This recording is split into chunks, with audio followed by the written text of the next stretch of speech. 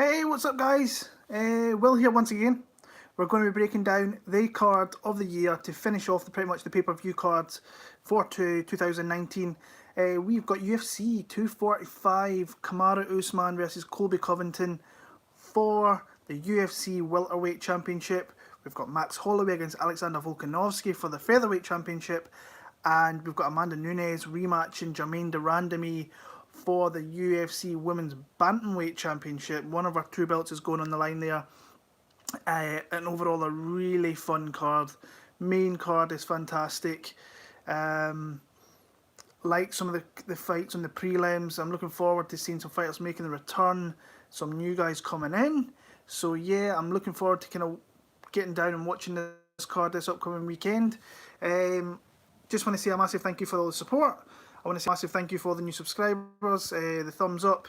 I'm going to try and see can we get 150 likes in this video. I got 155. I'd like to see if we can get more than that. I set the target at 100 last time. If we can get 150, that would be pretty cool. If we can get close to 200, that would be awesome. If you're new to the channel, please subscribe and help grow my channel as we move into 2020. I've got some new stuff coming. I'm going to have some monthly stuff. I'm going to have one where I'm looking at prospects that are not in the UFC that are going to be in the UFC maybe 2020, 2021. So yeah, I'm looking forward to really speaking about prospects. Prospects is one of the things I've always really liked looking into and stuff like that. So it's going to be a bigger thing for me in 2020. We're going to get into this card. Also, I just want to know what's your guys.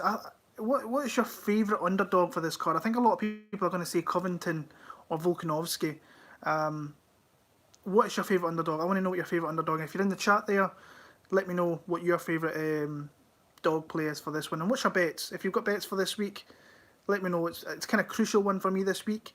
If I can just have a profitable night, I'm going to have a profitable year. I'm still up, but I want to really get this card in there so I can finish off the year strong in South Korea next week. So yeah, but let's get this card started.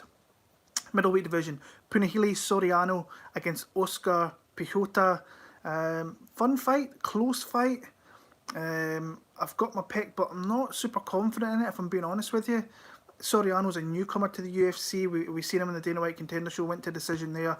Before that, he was a fighter with a lot of power.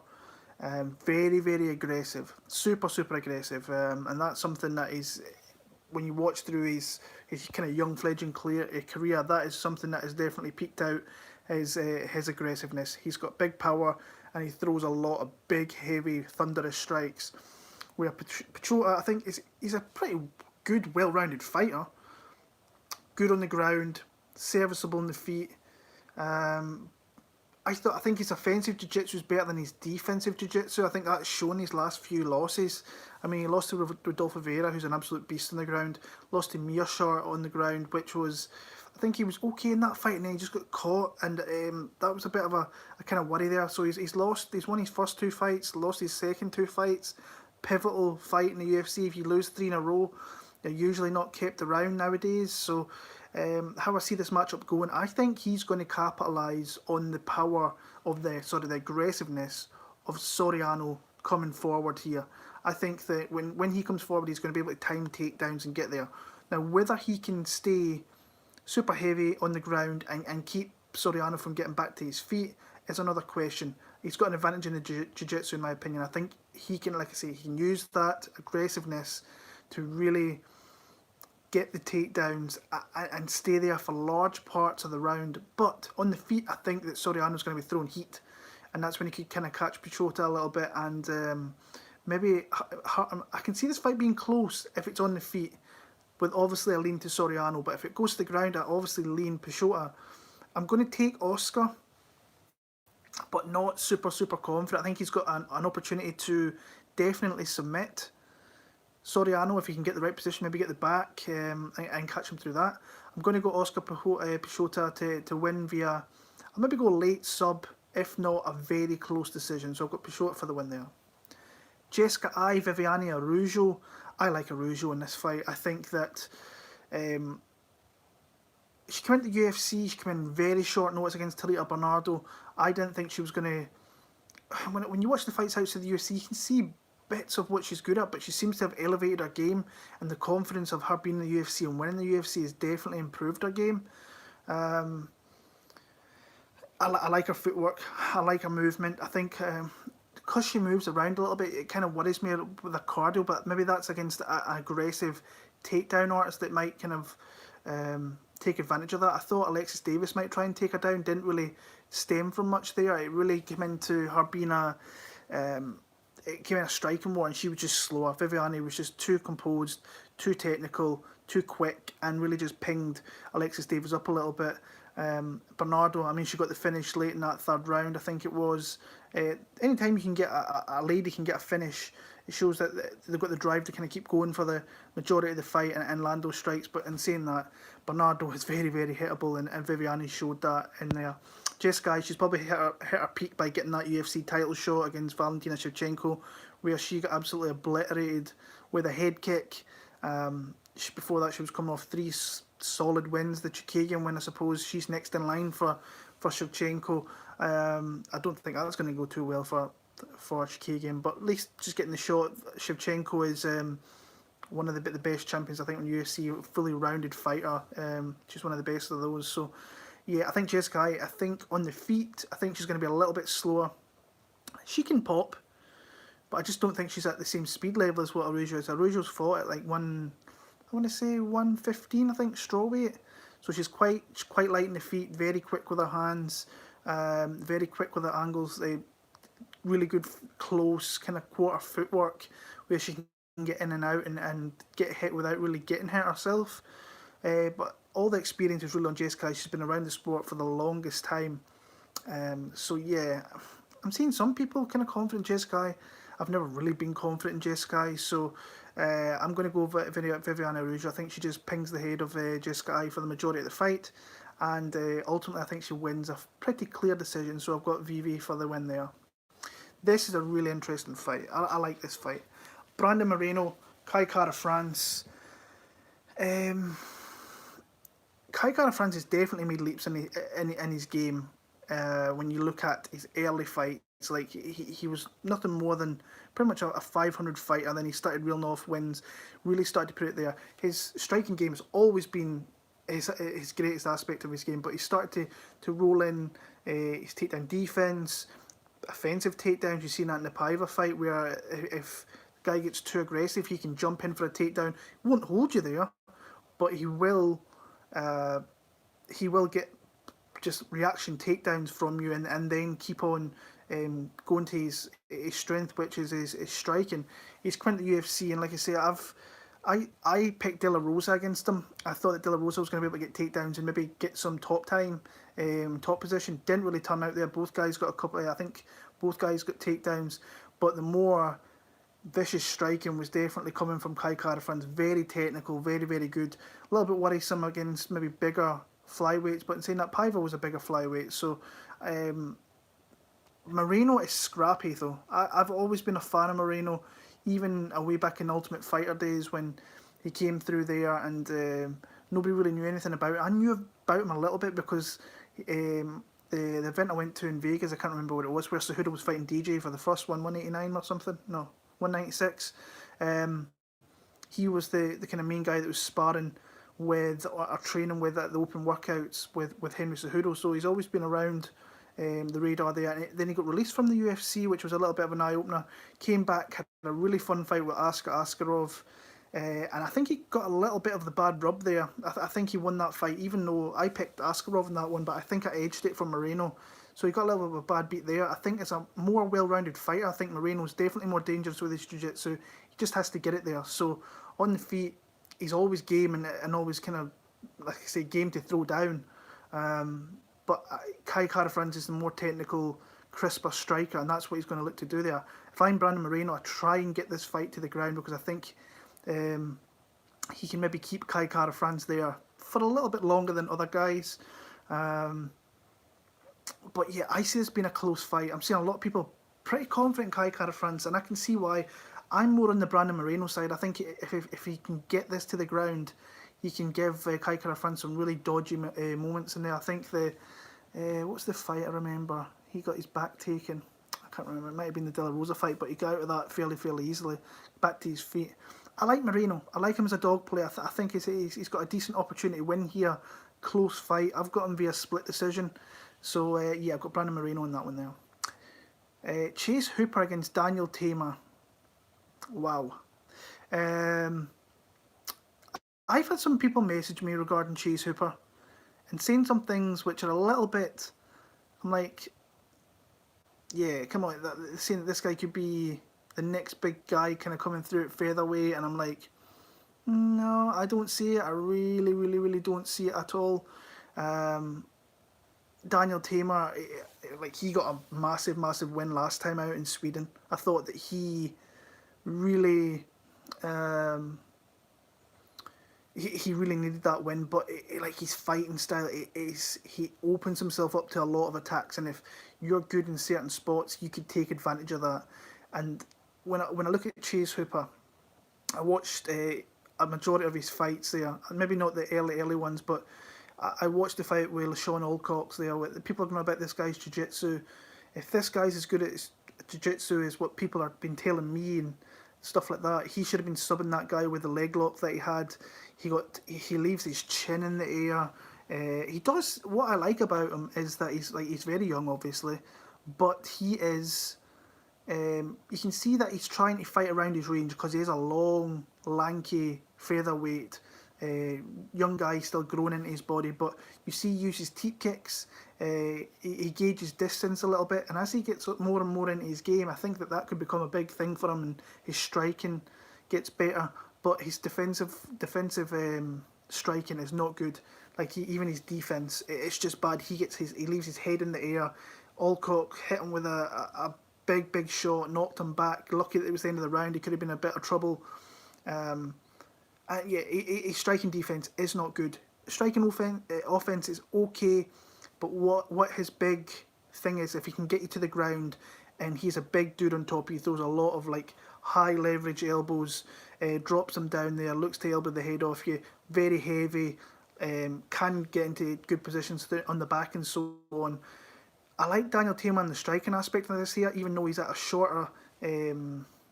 he's going to have to get in close to hit Chase Hooper because the range disparity is massive in this one. The one thing I don't like about Daniel Teymur is he makes kind of questionable decisions. In that fight, he was diving in for takedowns against the Korean dude whose name kind of evades me at the minute there. But he is a little bit prone to getting submitted. He can be put in bad positions. That's why this fight's probably a pick-em for a reason.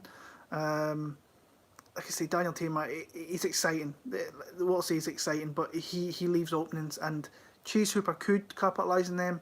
I was actually thinking about betting Daniel Teymur when he's an underdog, and I was like, nah, I just cannot do it. So I am going to pick Daniel Teymur against the newcomer here, the young lad in Chase Hooper. But honestly, it would not surprise me if he dives in for a takedown, leaves his neck in there, and he gets guillotined, or he gets his back taken and gets rear naked choked. So I'm going to take Daniel Teymur via a 15-minute decision in that one there. Matt Brown against Ben Saunders. I've had people say I've put this much on Matt Brown against Ben Saunders, and I'm like, oh, dude, like, I wish you all the best. I'm hoping this comes through for you, but yeah, I would not. What is Matt Brown at the minute? Actually, that's interesting to me. Matt Brown minus 345. No way would I ever play that. Absolutely no way. You've got a guy who cannot take a shot to the chin against a guy who cannot take a shot to the body. So you've got someone like Matt Brown who, like, he's kill or be killed pretty much. He goes out in his shield, and saying that he's been like both guys, to be honest with you, have been going out in their shield. When they lose fights, they're getting stopped. At least on the Matt Brown side, it is to far superior fighters. I mean, Takanari Sato on Ben Saunders' side, Donald Cowboy Cerrone on Matt Brown's side. Obviously followed that up with the win over Diego Sanchez when he was vicious. But I see all the guys in the chat there, how's things there? Yeah, like I say, if I was having a bet, James, I would be on Ben Saunders. I would not bet Matt Brown for the simple reason that the values. I would rather have a shot in a dog coming through than Matt Brown at minus 345. I mean, Ben Saunders, like I say, I talk about Matt Brown, I talk about this every time, but he cannot take a body shot at all. Ben Saunders, big long legs. If he was to throw a body kick in there, he could absolutely fold Matt Brown. Absolutely fold him. But like I say, I've got no confidence in Matt Brown. I'm going to pick him because Ben Saunders, I mean, I'm surprised he's still in the UFC for the simple reason he's been stopped his last 3 fights. I think he's 2-5 in his UFC return since he came back, obviously. And yeah, both guys aren't the most durable here. At least that Matt Brown, this fight's going to finish inside the distance. Like I say, if I had 20 quid to throw some money on, I would throw it on Ben Saunders just because I think there's a higher upside and you're going to get more money back. But I wouldn't throw it on Matt Brown, honestly. So, yeah. But Matt Brown's come back. I mean, he's been off for 2 years as well. So that's a long time. I forgot what the injury was, but he's been out for over 2 years. It's a long, long time, especially at the age he's at. And like I say, that's not really going to help back with his durability or whatever. But yeah, I'll pick Matt Brown. I'll pick him via TKO in the second round. But yeah, these guys have been around for a long time, and there's been a lot of damage and wear and tear in these guys' bodies. So, yeah, middleweight division: Ian Heinisch, Omari, Akhmedov. Akhmedov surprised me since he went to 185. He's became very, very tough to beat up there. At welterweight, I thought obviously the weight cut has really hindered him. But since he's went to 185, he's shown great resolve, beat a couple of good guys in Zach Cummins, Tim Boach, went to the draw with the Italian dude, Marvin Vittori.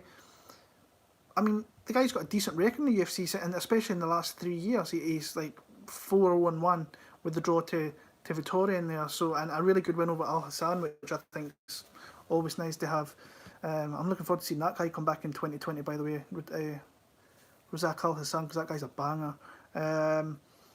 But a guy whose striking's not over technical, throws a lot of kind of looping strikes. He has some grappling if he decides to use it. He can take a shot very well. I think he can get takedowns in Ian Heinisch. Heinisch, I think, is a guy who might relish these type of matchups where he can maybe, over the space of 50 minutes, can maybe wear him out. I mean, you look at the Cesar Ferreira fight, you look at the Antonio Carlos Jr. fight, they got him down multiple times, but as soon as they started to fade and they couldn't hold him down, then it was just he outworked them. He just did more over the 15 minutes. This is what this fight could be here. It could be one of those fights where it's small martyrs that win rounds, and ultimately that leads to kind of one guy winning the fight. I think this is going to be super close. I wouldn't put any money in this fight whatsoever. I think it's going to close to being a bet and kind of pick 'em by fight time. Yeah, I think I edge Heinisch, but honestly, it's very, very close. Akhmedov's really established himself in that move up to middleweight. I think it's really helped him out, and he's filled out, big, strong dude. And like I say, he just wings bombs, absolutely wings bombs. So I think he can get takedowns. I don't think he keeps Heinisch there. And then once it's back to the feet, I think Heinisch has got a little bit more with his overall striking. I've got Heinisch. I've got him via split decision. Not super confident in the pick-up, and being honest with you. I think Akhmedov's a live guy to maybe get a win here, but got feeling was Heinisch when I watched some fights. It was Heinisch, so yeah, not much in it, but I've got Heinisch there. The return of Ketlen Vieira, who's been out for 20 months, I think it is, against Irene Aldana. This has the aspects of being a really, really good fight because you've got the boxer, the Mexican boxer, against the kind of Brazilian grappler who has shown her grappling is really, really good and her jiu-jitsu is good on top of that. I'll admit, I'm a big fan of Irene Aldana. When I came into this fight, I think when I did the early insight video, which is going to be a new thing for 2020, where I look ahead at the pay-per-view from 2 weeks out, I thought Aldana had an opportunity to win the fight. I still do. Again, I see this being a close fight. I think you've got the rustiness of Vieira coming back after a long layoff, 2 surgeries, I believe, and you've got someone Aldana who's very, very active. It's a very tough fighter to fight. She's got beautiful boxing skills. She absolutely obliterated Vanessa Melo. That was on short notice against a girl who just could not get inside the reach and was just boxing the face off her for the majority of the fight. Really probably should have got her out of there. But it's someone who is definitely putting it all together. She's becoming a better fighter fight by fight by fight. And she's got Vieira coming in here, obviously off nearly a 2-year layoff, not far off 2 years. She could be the next girl in line to face Amanda Nunes. She's 10-0. She's looked good in her UFC fights. I think she's got outstruck in the majority of her UFC fights. When you watch, she does absorb a lot of strikes. She can deliver a fair amount of strikes as well, but her bread and butter is getting takedowns. She's very strong. She can tie up body parts and be heavy on top, and she's also got really good jiu-jitsu. You saw that in the Sarah McMahon fight when she started to quit on herself, which Sarah McMahon's known for. Then she took over, got the arm triangle choke, got her out of there. The fight with Zingano, close fight. Zingano's always a hard girl to face for the simple reason she's very game. She'll give up bad positions to get into better positions for herself. Wing strikes. It's just a tough girl to really look good against, and she did what she had to do to win that fight there. Since then, we've not seen her. So that's the big thing here for me. Is she going to be rusty? Is that really going to affect her here against Aldana, who might just fight at distance? If Aldana can stop takedowns here, I think she really does beat up on Vieira. But for me, I actually think that she's going to get takedowns. I think the takedowns that she does get, she's going to have top time, where she's 2-3 minutes maybe in a round. It could be the first few minutes of the round is very close, moves into the second half of the round, and she's getting that top time to really finish out the round. But on the feet, she's probably taking her licks and getting hit a little bit too much. So I've got Ketlen Vieira. I've got a very, very close decision. It could be another one of these split type fights. I think Aldana's a live fighter in this spot. I've went from the big thing how I see this fight going is just Vieira getting takedowns and establishing and winning rounds through her takedowns. So yeah, I've got Ketlen Vieira for the W there. Smash the thumbs up. I appreciate that. If anybody's out did that, I really do appreciate it. Geoff, Neal, Mike Perry. Ooh, dang. What a fight that is. What a way to kind of round off the prelims here before you're hitting that main card. This has got all the ingredients to be an absolute banger of a fight. It really is. What I'm really looking forward to seeing is seeing Geoff Neal full fight camp without working a normal day job in the gym three times a day, and then like I really like his skill set. I really like his fluent striking. He can also mix up takedowns, which is something you saw in the Niko Price fight. Niko Price to me, he's an enigma. He really is. He can knock you out and he can hurt you in so many ways, but he can also take beatings.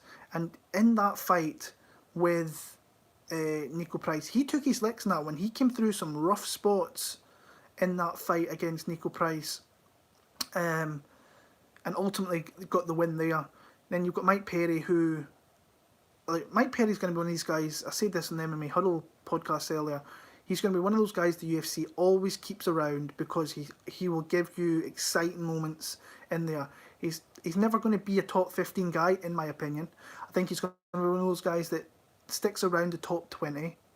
And occasionally he'll get his fights with, like Ponzinibbio, Cerrone, ranked guys. I think Geoff Neal's actually a ranked guy at number 15. So, but I don't think he'll ever make that jump into being a top 15 guy. I just don't see it. He doesn't. I think he's reached his kind of peak where he's never really going to get better than what he really is. He moved to that big gym at Jackson's, and he's no real different to what he was a couple of years ago when he came into the UFC. The guy is uber tough, can deliver big blows himself, but I just think he's always going to be that brawler. He's never going to be a technical fighter. It's just the way he is.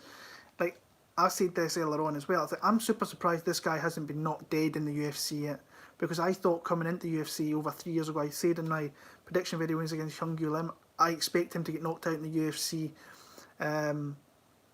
because he's just so reckless. I mean, in the fight with Danny Roberts, I remember that because I was there watching it. I thought, this guy's taking some serious heat. Danny Roberts was also getting his ass beat in that fight as well, but the guy was taking some serious punches and just kept on coming, and he's never been knocked out with it. Geoff Neal has all the things he had to really knock him out, I think, but I do see it going to decision. I think that ultimately, I think Geoff Neal might mix up a little bit. I still think he'll be dangerous through the whole entire 50 minutes of the fight, but Mike Perry's just toughness personified. This could be the fight that finally gets him knocked out. I just don't think it's going to be it. I think Geoff Neal as a prop bet by decision might pay out quite nice. I'm kind of done with prop bets. It's obviously my weakest thing regarding betting, so I'm out of that game. going into 2020. I'll not be making prop bets unless there's something that's really off. But I've got Geoff Neal. I've got him winning a decision here. I think this is a good matchup for him, and this really will throw him into the limelight, top 15. And I don't think there's going to be many guys stepping up to face Geoff Neal, because he looks like he's got an all-around game that could be very, very devastating and very hard for a lot of guys to kind of game plan against. So I've got Geoff Neal for the dub there. Moving on to the main card, Petr Yan, Urijah Faber. If you've been listening to my prediction videos for however long, Petr Yan is an absolute destroyer. Urijah Faber has been one of my favourite guys in the sport for the longest time. I've been watching for so many years. I used to buy every Urijah Faber shirt. I used to buy as much of his stuff as I possibly could. I think he's a pioneer for the lower weight classes. Coming through the WC, I was such a fan of his. I was such a fan of Team Alpha Male. I liked his style. And then he comes back. He retires, comes back, and he knocks out a young gun. He stops a young gun in Ricky Simón. Then he gets matched up with this guy who I've been high on since he came into the UFC. I've been a big fan before he was in the UFC. He was one of the guys that I made sure I tuned in to watch Petr Yan fight. Guy's a destroyer, moves forward, gives everything he's got. A little bit defensively inept at times. He does take shots that he really has to be careful with people, especially in that bantamweight division up top. Say like a Sanhagen or whatever that may be, because I mean, he does take some shots. He can be dropped. John Dodson landed a couple of shots on him, but he can break dudes easily. You've seen that Douglas Silva de Andrade fight where he really broke him down, made him quit on the stool. He wanted no more. And this fight to me is going to be Petr Yan's kind of coming out party, where I think he beats Urijah Faber. I think he can stop him. But ultimately, I still think this is going to be a decision fight. I think that Petr Yan, even though he really comes at you and he can hurt you in a lot of different ways, Urijah Faber's always been a guy that takes a lot of damage, whether it be leg kicks, he could get dropped, but he still stays in the fight. He's got unbelievable kind of durability. This is kind of how I would see this fight going, but I see Petr Yan winning like a 36-26 decision. I see him going low, beating him with leg kicks. Faber's always been really inept at checking leg kicks. He's never been good at doing that. I think Uriah's best chance to win, if he could somehow get into a position where he's scrambling with someone like Petr Yan, maybe catches him in a choke. But it's tough to see that, no less that he maybe lands a shot he landed in Ricky Simón. But if you watch the Simón fight from the weekend, Ricky doesn't move his head. His head very lateral. If you catch him with the right spot, you can hurt him. And then if you can scramble positions, he can find a submission like kind of what Urijah did. Yeah, I've got Petr Yan, 30-26 decision here for me. I'll come out and say this straight away. I don't think this fight's going to happen on Saturday. Marlon Moraes against Jose Aldo. There's been a whole lot of hullabaloo regarding Jose Aldo and him making the drop down to 135. I've just got this sneaky suspicion that this fight, he's going to totally miss weight and the fight's going to get called altogether. I've had that feeling for the last few days. Hopefully it doesn't happen. Hopefully Jose Aldo has a really nice, well, no, it's not going to be nice, a safe weight cut, because I am a little bit concerned about him being 33 years old, dropping down to 135 and facing a really top guy in Marlon Moraes. I mean, Aldo's been slowly going back. You've seen that for the last few years. He can't fight with elite guys, and there's nothing wrong with that. Max Holloway is one of the best fighters in the world. Volkanovski has really established himself as a really top contender. The kind of new breed fighter coming through, super pressure, just an all-around great fighter. But I don't know who is managing this dude. Like, to say to Aldo, like, I think you should go to 135. Now, in saying that, if he comes in here, makes the weight, looks good, maybe beats Marlon Moraes, he's right there for Henry Cejudo. So he wins this fight, he could definitely jump a lot of guys at 135 and get a title shot against Henry Cejudo. I just don't see there's pictures of him, and I've watched some interviews in the last few days, and he seems a little bit better than what the pictures are showing. But the pictures of him, supposedly it's the first time him ever dieting, which, considering he used to struggle, sometimes to make 145, to take that extra 10 pounds and drop down to 135. And that division's, like, moving down at that age. TJ Dillashaw did it, got caught out, obviously, but he was taking stuff, but he got beat fair and square by Cejudo. At this point in your career, when you're moving down, I just don't... I don't like it. I don't like it. But like I say, I've got this funny feeling this fight doesn't take place. I think that Aldo botches the weight cut, and Moraes is like, no, I'm not wanting any of that. Because, I mean, this is a big fight for him. He's a #1 guy, I still think, in the division. In that division, it's hard to really stay there with the guys that are coming through, your Jans, your Sanhagens, Stallin's still there. So, I've got Marlon Moraes. I think I've got him via stoppage. I think that the durability, if the fight happens, I think his durability will be very, very compromised, and I think that Marlon Moraes is a very athletic guy, very, very quick, and I think he hits hard too, and I think he could hurt Aldo. Aldo can maybe break him down with his leg kicks, but he's kind of abandoned that in recent fights. I'm going to pick Marlon Moraes there for the win. The first of our title fights, Amanda Nunes against Germain de Randamie. I'll be honest, guys, I've got a sneaky suspicion. I don't know what it is that Germain de Randamie is going to make this a lot closer than what a lot of people are making out. Now, these guys fought, these girls fought way back, I think it was 2013, and Amanda Nunes pretty much nuked her in the first round. And that's not even the most complete Amanda Nunes that we see nowadays. Amanda Nunes nowadays, compared to like 5-6 years ago, is a completely different fighter. She's putting everything together. She's super well-rounded. She's powerful, got the jiu-jitsu, got the wrestling when she needs it. The one thing I was always worried about, and she showed that up, is her cardio, her durability. And the girl's going between two divisions. She's the greatest female mixed martial arts of all time. Her record says that. She's beat every former champion, I think, in the UFC, pretty much. Germain obviously held the featherweight belt. In a striking bout, if this was a straight striking bout, I would favour Germain de Randamie. It's not a straight striking bout, though. It's an MMA fight. You watch the first fight. Amanda gets her down, gets in full mount. Germain de Randamie cannot defend. She's defending shots, and she's not taking all that much damage, but the ref shows her mercy because that was not going to stop at all. Nunes was going to keep beating her until the ref pretty much jumped in, or she knocked her out or whatever. So Amanda's got a massive advantage on the ground, jiu-jitsu wise, wrestling wise, if she uses it. Striking wise, I don't know whether Amanda's maybe going to want to stand and strike with someone like Germain de Randamie just to prove that she's the best. Now, she showed that she's got massive power. She went up to 145, ran through Chris Cyborg. She's been good with strikers like Valentina, who's very kind of low output striker and doesn't really have super power, but she can stay in fights like that with her there.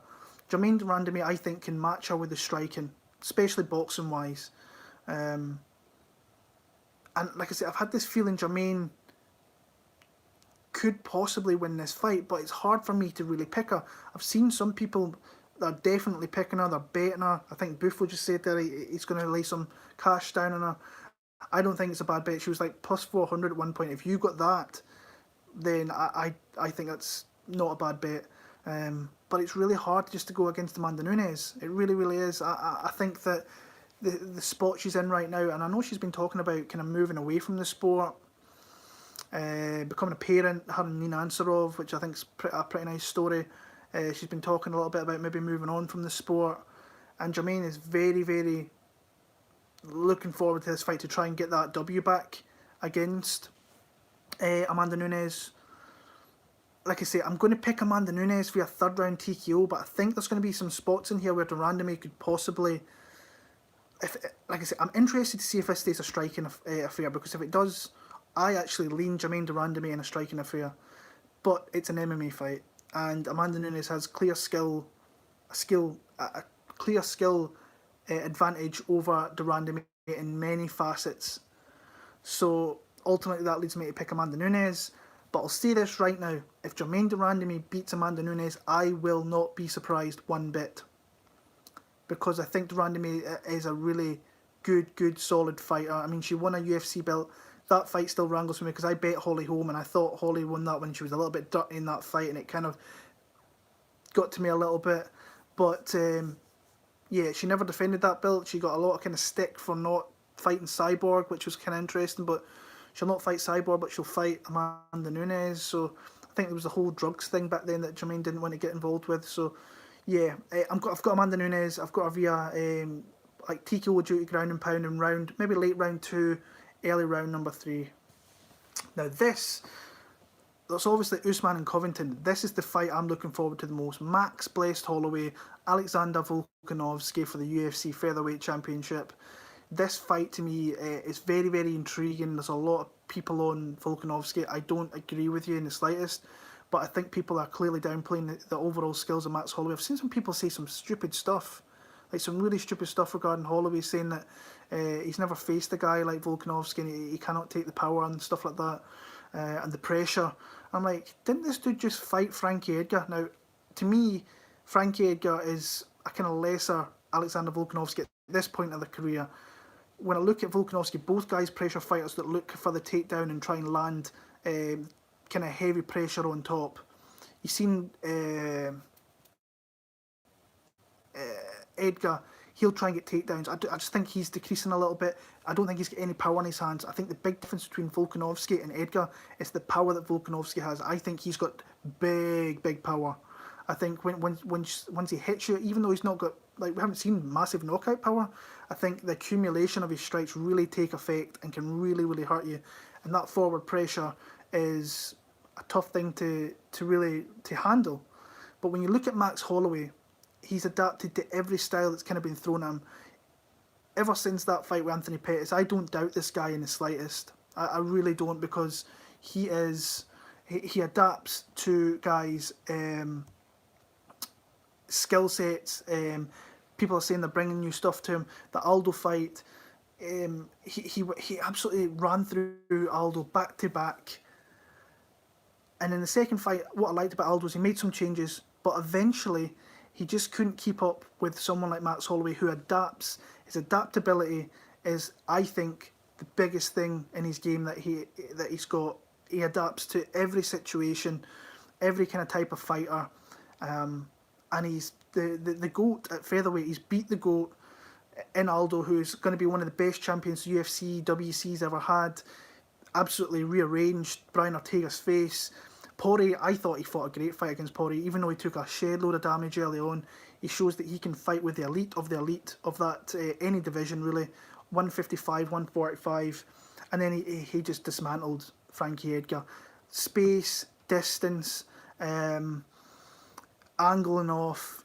I just think that his, like, the way he can fight at distance. Now, Volkanovski is going to have to get in, obviously push him in to get takedowns, and use his striking to do that. But I think that Max Holloway can really use angles, be on his bike a little bit, frustrate Alexander Volkanovski.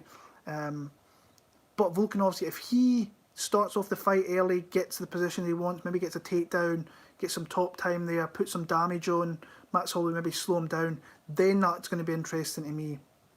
Honestly, I struggle to see it. I think that Max right now is just, I don't want to say he's in his prime. I still think there's more from Max Holloway. I still think we can get more from him. But yeah, if you people bet Volkanovski, honestly, I don't think it's a bad bet. I'm on the Max Holloway side. I've bet Max Holloway. I put him in a parlay with Peter Yan for plus money. And I can see the dangers of maybe picking against someone like Volkanovski. But until someone comes in there and shows me like full pressure, taking him down, keeping him there for the longest time, then I just need to see it. And while I can get odds, like I think it was minus 163 on Holloway, I'm going to take opportunities to maybe bet him and put him in parlays and beef him up with like your minus 400 that I got on Yan at the time. Yeah, I've got Max Holloway. I actually think he can take him out late. I know that Volkanovski is a tough, gritty, durable dude, but this is 5 rounds against the man at 145. Now, if Volkanovski comes in here, derails that, more props to the guy. But I've got Max Holloway. I'm going to take him via late stoppage in the maybe late 4th, early 5th round. I think he could possibly stop him. If not, I see him 49, 46, 40, maybe even at a 50, 45. That would not surprise me. I had a buddy of mine say earlier on 50, 45 for Volkanovski, and I'm like, I don't see it. I really don't see it, dude, but it could happen. You never know. This sport's crazy. This sport's absolutely crazy. And the main event of the night, the Nigerian Nightmare, Kamaru Usman against the Colby Chaos Covington for the UFC Welterweight Championship. This fight, two fighters similar but not similar in their fight styles. They've kind of beat kind of same guys. They've came up with the kind of when you look at their resumes, they've both beat RDA and they've both beat Damon Maya, and they've been kind of matched up pretty similarly. You look at their games, pretty similar to an extent. You've got your D1 wrestler in Colby Covington against your D2 and Kamaru Usman. You look at kind of striking wise, I think you've got more power in Usman against the more output of Colby Covington, who his output in his last few fights has become absolutely legendary. Like, it really is. The output that he throws, like I think it was 500 odd strikes against Robbie Lawler. Now, in saying that, I think he's using a lot of those strikes to get in for takedowns. He's seen that in that first round. He comes out very strong, throws a lot of strikes, gets in on the takedowns, and takes him down. Doesn't really keep him there all too long. You can get back to your feet against Covington, but he will keep grinding and keep taking you down and using a lot of his really, really solid wrestling base there to keep the fight there. When you look at the both kind of wrestling games, I think you've got someone like Usman who uses kind of more high amplitude kind of takedowns, really like kind of Ricky Simone and Rob Font at the weekend, where when Kamaru Usman takes you down, like the Woodley fight, that's a good instance. When he takes you down thunderously, where Covington will systematically kind of get the legs round the ankle, maybe grab the hand, reap you out from underneath, get in the top position, get to back control, try and put in an attempted rear naked choke, get back to your feet, but he'll take you down again. So you can kind of see similarities in the game, and I mean, there's a lot of bad blood here. This has been boiling over for a couple of years. They live in Florida, they know kind of similar people. Colby's shtick, like, I'm not a fan of this. I don't think many people are a fan of the way he kind of acts, some of the things he says, like regarding Matt Hughes, Glenn Robinson, down in Brazil. But then he comes out today and he's saying that he had to do that because the UFC were going to let him go, and he had to do that to kind of save his career. Still, you don't come out and disrespect dead people when their family's asking, please don't talk about the family and everything like that. And Colby's did that with Glenn Robinson, so don't like that. So there's a lot of bad blood on this fight here. Now, if you ask me, I remember 2016 Glasgow, Kamaru Usman was cornering Danny Roberts, and we spoke about Usman. He says, I beat this guy all day long, super confident. Says that this kid's got nothing for me. He needs to keep working to get up to my level. He will never get to my level. But for me, the last few fights of Colby Covington, he's got up to the level of Kamaru Usman. I think both these guys are super, super talented, super tough guys. The one thing that really jumps out to me is Colby Covington's durability and his conditioning. Not durability, his conditioning. I think this could be a pivotal part of this fight, where if he comes out there and he keeps that pace up and he can push Usman back. This is what I'm interested in. Who takes the back step first? Who moves back? Because you're going to have someone like Usman who's going to be throwing power strikes. I think if it gets into the clinch, I think that's where Usman can more likely hurt Colby Covington. You've seen that a little bit of instances in the Woodley fight where he was landing big body blows. I think in open distance, I think Colby Covington can kind of feint a little bit. He can throw high kicks, which we've seen. Usman doesn't really throw that, but Usman's the kind of bigger guy, the rangier guy, might catch him at the end of the punch like he did against Sean Strickland, where he's got a massive wingspan, caught him right in the end of it, dropped him. That's maybe where he could hurt Covington. But like I say, I think the first 2 rounds are pivotal. I think if Covington can really kind of wear on Usman a little bit, I think he could be in a lot of trouble going late into the fight. But if Usman can be the kind of punisher against the fence like he did against Woodley and really beat him up there, didn't give him any space, I just don't see it happening. I think Covington's going to move out and he's going to angle off a little bit, and I think the wrestling's going to negate itself. I think both guys are really, really good. To me, it comes down to striking. I prefer Colby's striking, his variation of his strikes. Now, he doesn't throw all power. He throws a lot of kind of pitter-patter strikes, 50-60% shots to get takedowns, or get in the positions where he's the dominant guy. You watch the RD fight, he can be taken down. He absolutely can be taken down, because RD got him down. Whether that was a surprise to Colby, did not expect that. Usman is definitely the stronger guy, I think, physically. But I think the key part of this is the conditioning. If you asked me in the last 3 years if I thought Colby Covington would beat Kamaru Usman, I would have told you, no danger, it's not happening, I'm on Kamaru Usman's side. Well, seeing what Colby Covington's did in the last few years and his progression with his game and what I'm seeing, I'm picking Colby Covington to beat Kamaru Usman here. I think the condition is going to play a massive part here. I was thinking of maybe parlaying Usman a couple of weeks back, but when I watch more of Colby, I'm convinced, not convinced because it's a close fight, I think he's just got a slightly more advantages in this fight, and that's how I'm going to pick. I'm going to win via decision. I think it could be 48-47. I think it could be super close. First 2 rounds for me are pivotal. If Kamaru comes out there and bosses it, I don't see him losing the fight. If Colby can get around and start to wear Usman down, then I really think that he could win the fight and be the more the guy who's forward pressure coming into the late rounds there. So I've got Colby Covington to beat. Oh my God, I can't believe I'm picking Colby Covington to beat Kamaru Usman after all these years of telling people, nah, Usman's going to go through him. So that's kind of crazy to me. So I'm picking Colby to beat Kamaru Usman, become the new UFC welterweight champion. So yeah, that's my picks for UFC 245, guys. I see all you in the chat there. I very much appreciate all the support. If there's anybody that would like to give me a late thumbs up, I really do appreciate it. Like, keep your eyes open for 2020, because I've got looking into the future, which is going to be my future prospects one. There's going to probably be a weekly MMA show where I'm doing just maybe general topics that I put out to you guys now and again. And then I've got the month in review for Brexit. Let's not get into that. So yeah, I've got some stuff coming in 2020, which is hopefully going to make the channel better, more content for you guys, because that's what I'm going to do. Some of you guys have been messaging saying I'd like a little bit more from you.